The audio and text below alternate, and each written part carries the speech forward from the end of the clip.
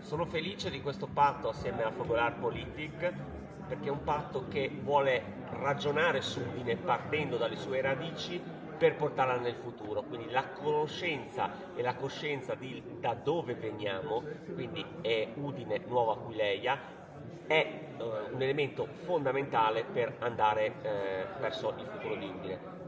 Mi fa piacere lasciare la parola ad Alberto Travain, che su questo si è sempre speso molto e con il quale c'è comunanza di vedute rispetto a dove portare Udine e rispetto a da dove viene Udine.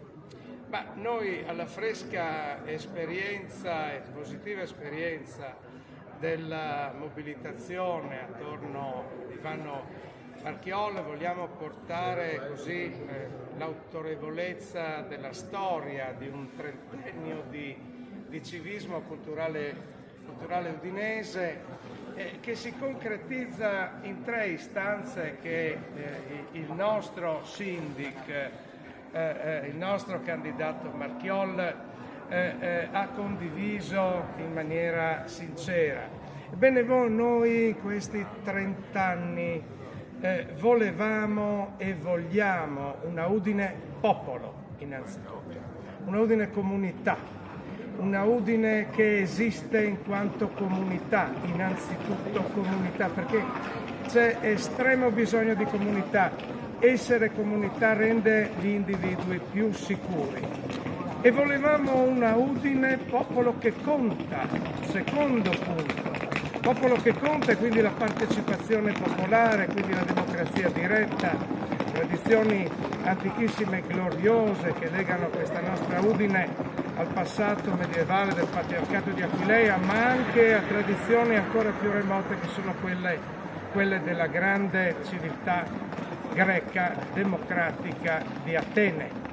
E volevamo e vogliamo una Udine che conta, un popolo che conta meglio in una città che conta non soltanto sullo scenario friulano, la battuta, la chiacchiera, spesso la retorica della capitale del Friuli, no.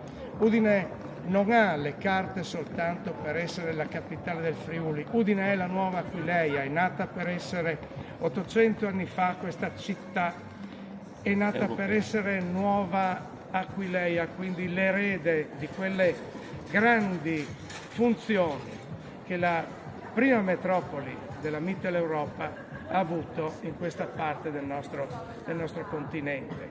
Ecco, e allora il contributo di questa città come raccordo di quelli che sono stati, di quelli che sono i nostri popoli della Mitteleuropa. Ecco, queste istanze, questa esperienza, questo futuro e questo passato lo affidiamo nelle mani del nostro candidato Ivano Marchiol. Grazie Alberto.